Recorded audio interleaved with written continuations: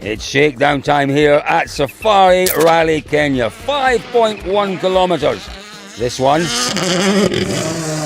quickest through those 5.1 kilometres, it was Kali Rovanpera. Lots of questions surrounding Kali Rovanpera after what was a lacklustre performance on Rally Sweden, but showing here that he's lost none of his pace. Whoa, looking magnificent in shakedown, Kali Rovanpera. Second quickest, Thierry Neuville. It's been a tough old event, this one, over the years for Hyundai. Could Thierry Neuville be in a position maybe to turn Hyundai's fortunes around? Well, it was a strong shakedown for Hyundai. Oitanak, third quickest through. And Adrian Formeau, fourth quickest through. The car looked strong out there today. But my goodness, we've got 384 kilometres to come. That car looks good, the drivers look good, but will the reliability be there? And fifth quickest through shakedown, it was, well, the man who's rapidly become a Safari Rally specialist, Takamoto Katsuta, coming close to his first win in Sweden. Could it come here? I think it could.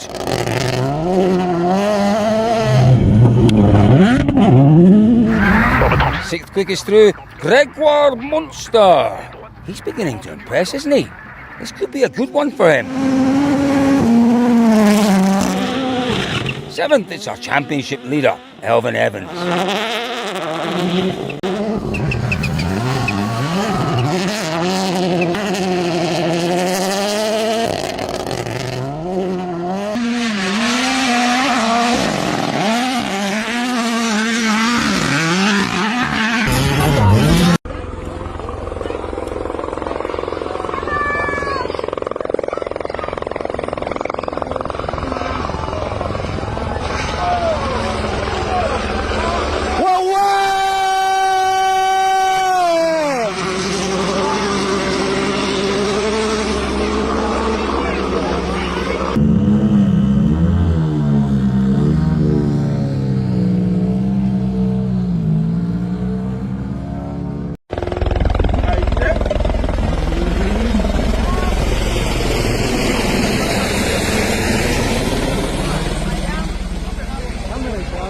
Kamera iko.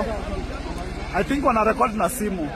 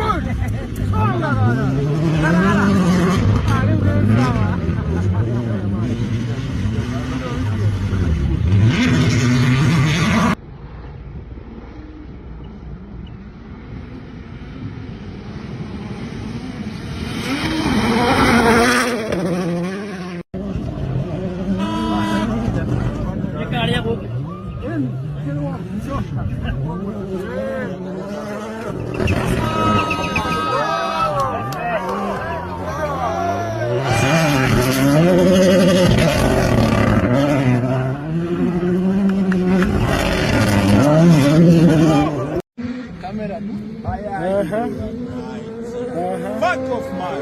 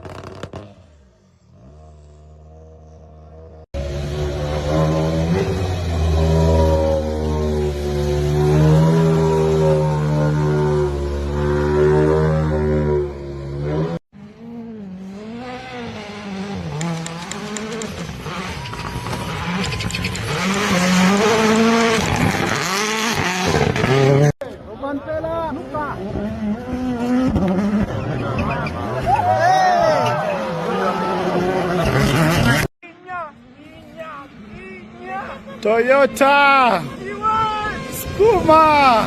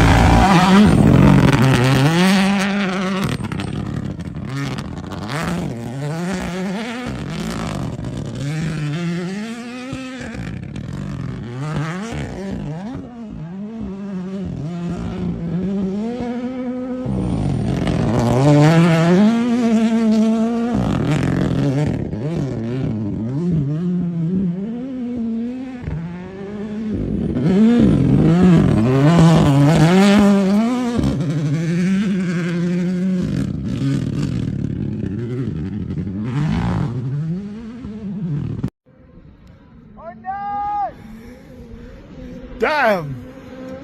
Damn!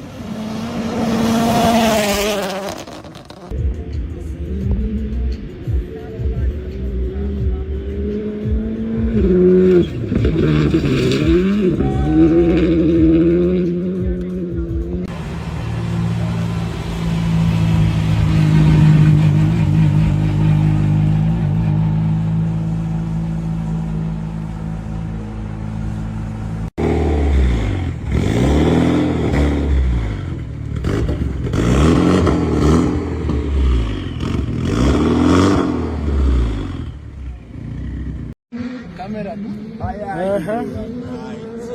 Fuck off, man.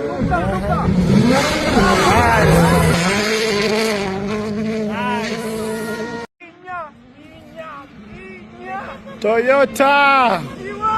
Skuma.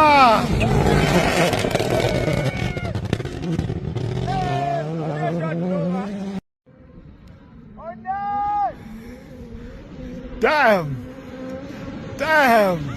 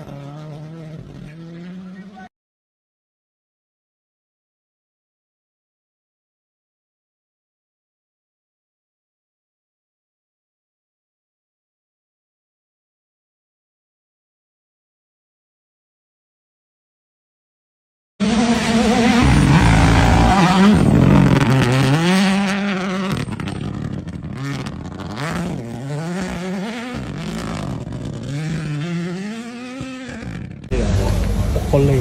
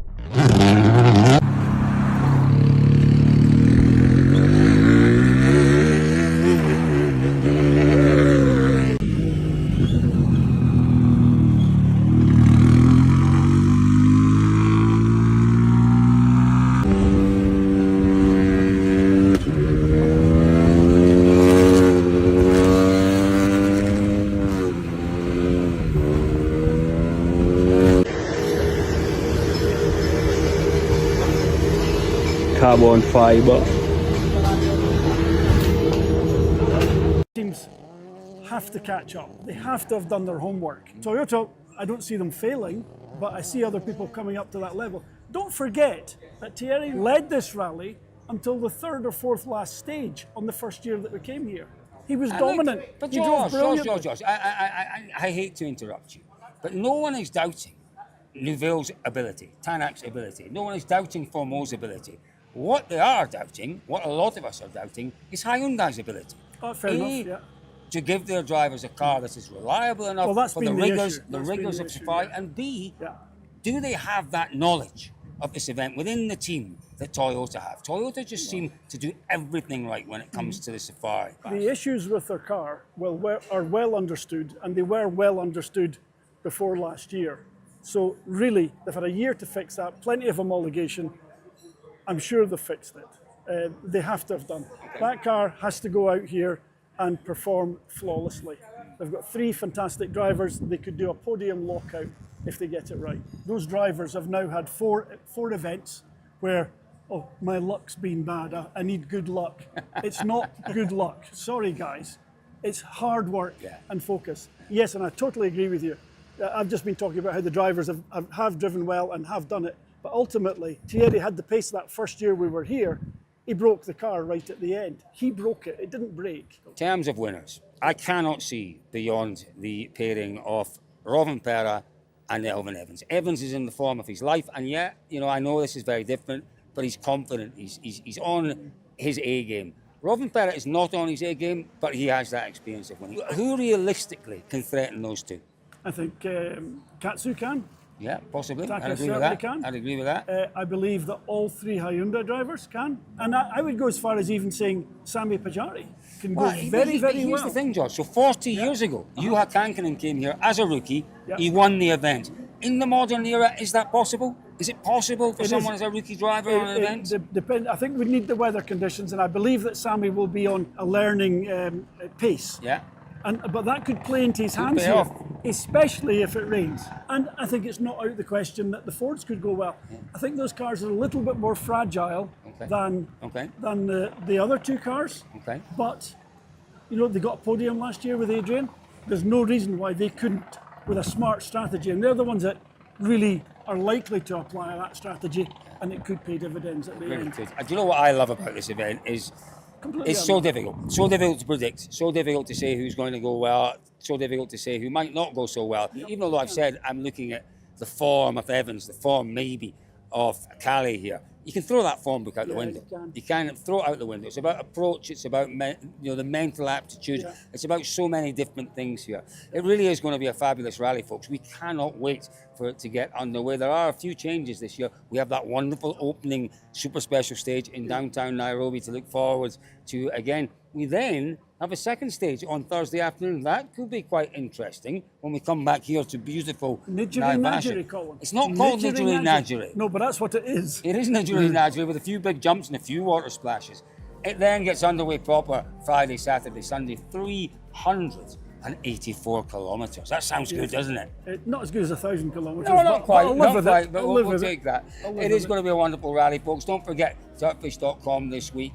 There's an awful lot in terms of comment, analysis, news on our website. George, myself, and Elliot, our wonderful cameraman, did our pre-safari podcast yesterday evening, and there's a lot to listen to there. We dissected, we cogitated, we argued a little bit, but at the end of the day, we did a lot of agreeing, which is unusual in our podcast. Do you know what? We're going to see some of the very finest driving here in Kenya this weekend.